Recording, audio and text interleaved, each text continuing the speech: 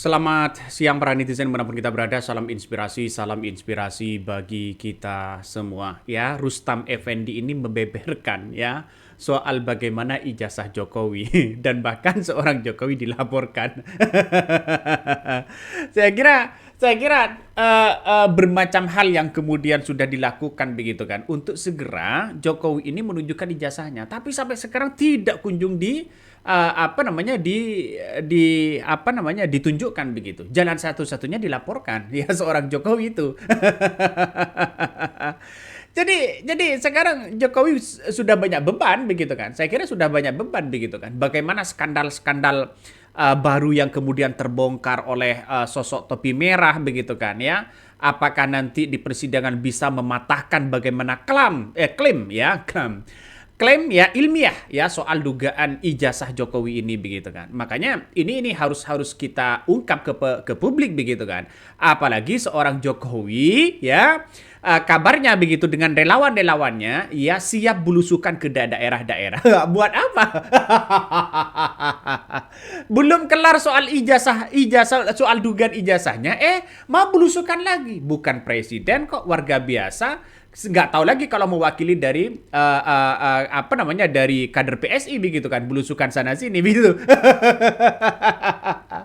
Tapi nampaknya ketika Jokowi dilaporkan oleh salah satu orang begitu kan ya, oleh Rustam ini, nampaknya apakah dipanggil diperiksa atau tidak begitu kan. Karena orang banyak pasti bertanya, tahu pasti itu tidak dipanggil begitu kan. Banyak sekali orang-orang yang kemudian menteri-menteri Jokowi yang kemudian diduga korupsi begitu kan ya, menyeret nama Jokowi. Tapi nama Jokowi tidak pernah dipanggil begitu. Coba kita tonton seperti ini. Jadi sekitar jam 2 siang, Ya. saya bersama Kang Rizal Fadila, Bang Heru dari UI Watch, terus Ibu Kurnia dan kawan-kawan lain ya, ke Mabes Polri, Ya. Bareskrim ya. Salah satu misinya itu adalah untuk melaporkan yang kemarin kita bicarakan itu, 3 nama itu, triple O. Yang sudah viral kemarin. Iya, Joko Widodo, Pratikno, dan Eko Sulistyo. Belakangnya O semua. Belakangnya O semua. Oke. Ngeri bos. Yang dilaporkan 3 orang ya, Jokowi, Pratikno, Sulistyo begitu kan ya, yang dianggap bahwa tahu terhadap bagaimana soal dugaan ijazah palsu ini begitu kan ya. Jadi kalau memang Jokowi dilaporkan, apakah ini mau ditindak? apakah ada tindakan dari pihak penegakan hukum begitu kan? Ya minimal diperiksa kan, itu logika Saya berharap begitu kan. Saya kira dengan adanya seperti ini ijazah dugaan ijazah palsu ini sampai sekarang kan menjadi spekulasi. Sudah hampir 2 tahun ini begitu. Ya makanya orang yang mengatakan sampai kiamat tidak kunjung ditunjukkan begitu kan. Malah seorang Jokowi kabarnya ya begitu ramai soal Jokowi dan relawannya siap belusukan begitu. Padahal belum menunjukkan ijazahnya sudah belusukan begitu. Tunjukkan ijazahnya dulu baru belusukan. ini makin ngeri begitu kan, makin ngeri. Makanya ketika tadi Rustam Effendi melaporkan seorang Jokowi, Pratikno dan Sulistyo begitu, maka kemudian orang-orang pasti mempertanyakan, nggak mungkin ditindak, nggak mungkin diperiksa. Kenapa? Karena banyak menteri-menteri seorang Jokowi di era Jokowi begitu yang kemudian ya ditangkap oleh kejaksaan, oleh KPK begitu kan ya.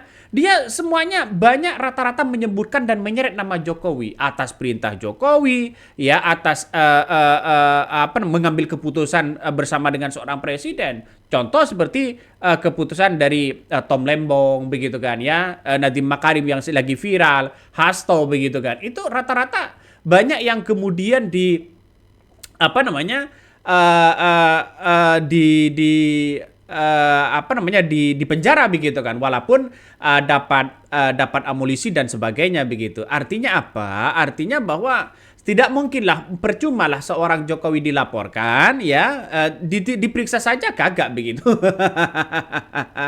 Ya nggak tahu lagi begitu kan. Tapi saya kira seperti itu begitu kan, tidak mungkin akan diperiksa saja begitu, karena sebagai seorang mantan presiden kan biasanya kan di mana-mana, apalagi di negara-negara maju begitu kan, ya itu diperiksa begitu, ya di negara-negara maju itu diperiksa begitu kan, ya untuk menunjukkan bahwa hukum itu benar-benar ada begitu, ya benar-benar ada di situ, hukum itu benar-benar adil di situ begitu. Tapi di negara kita, negara demokrasi, kalau sudah punya jaringan yang kuat, punya kekuasaan yang kuat begitu kan, ya punya uang yang kuat, maka saya kira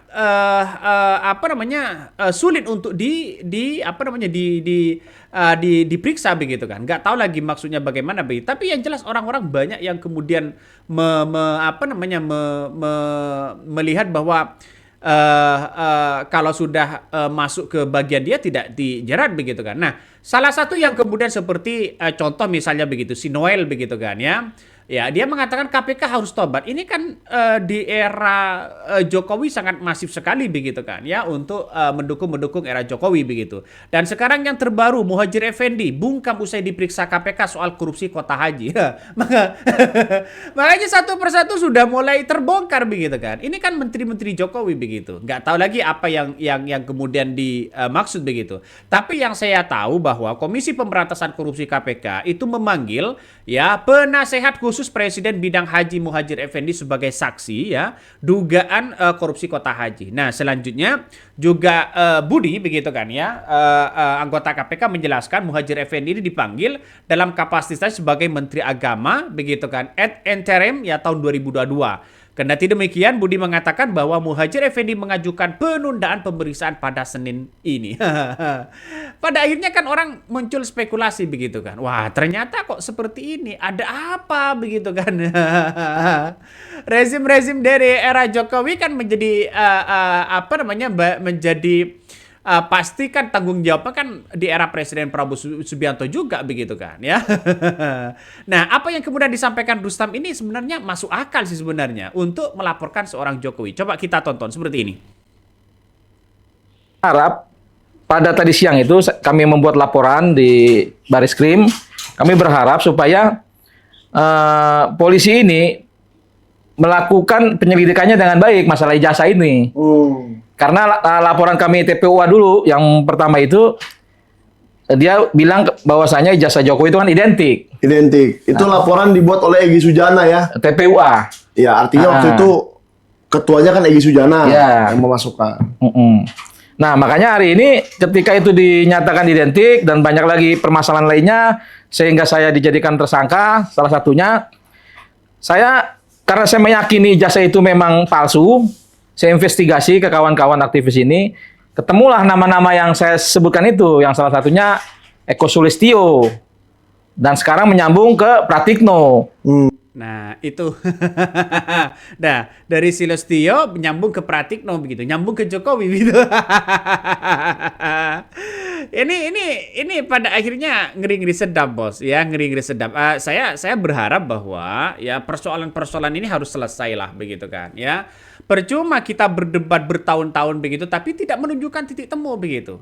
Makanya penegakan hukum itu ya menurut saya pribadi ya di pengadilan tunjukkan ijazahnya selesai begitu. Tidak serumit ini. Dan pada akhirnya seorang Jokowi begitu kan ya ketika digugat soal ijazahnya begitu kan ya di Solo tapi kan tidak pernah hadir di situ begitu. Ini kan menjadi pertanyaan besar juga begitu kan ya. Jadi saya pribadi melihat bahwa kok kasus ini nampaknya ada yang kemudian sengaja begitu kan untuk bergejolak begitu, tapi nggak tahu lagi begitu maksud dan tujuannya itu seperti apa. Gampang kan begitu kan. Seorang Jokowi dulu ketika IKN touring bersama para artis begitu kan, menunjukkan STNK, BPKB, ya motornya lengkap dan sebagainya. Kenapa kok menunjukkan ijazahnya kok tidak bisa gitu. Kalau misalnya begitu kan. Ya saya hanya melihat dengan situasi dan kondisi itu begitu kan. Nah, padahal ya kehadiran ya seorang pemuda misterius yang menjuluki dirinya topi merah itu begitu kan mendadak menguncang publik setelah ia mengguliti klaim ilmiah yang selama ini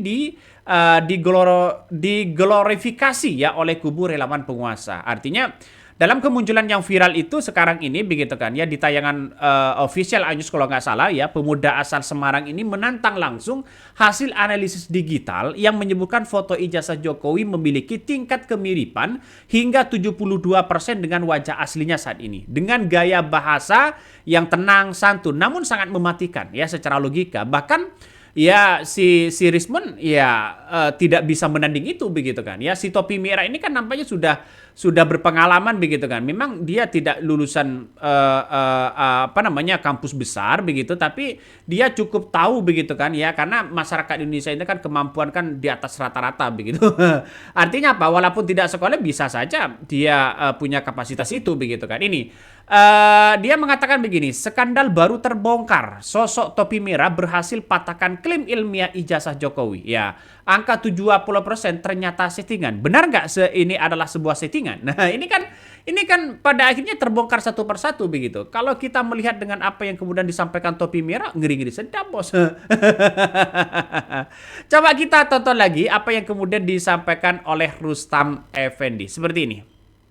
Informasi Ini Pratikno ini yang menteri koordinator sekarang. Iya. Yang kemarin menteri sekretaris negara zaman Jokowi. Betul, dan sangat dekat dengan Jokowi. Oke, Dan yang pernah rektor UGM juga ya? Iya, bahkan sekarang hari ini jabatannya lebih tinggi lagi dari rektor UGM. Oh iyalah jauh. Nah. Menko. Bukan hanya Menko, di UGM juga punya jabatan paling tertinggi, wali amanah di UGM. oke. Paling tinggi rektor tetap. Tapi dia pembina lah, katakanlah pembina gampangnya. Artinya Itu rektor dia bayangan, berarti rektor bayangan.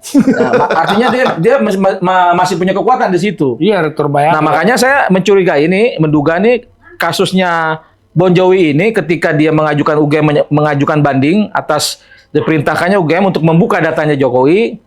Saya melihat ini ada campur tangannya Pratikno nih untuk melakukan banding. Nah, itu kan. Makanya ada dugaan campur tangan Pratikno. Wih, ngeri, Bos. Ngeri-ngeri sedap kalau seperti ini ya. Oke, mungkin itu yang kami sampaikan ya. Tonton terus di channel Hodari Podcast Rakyat ini. Jangan lupa di-subscribe.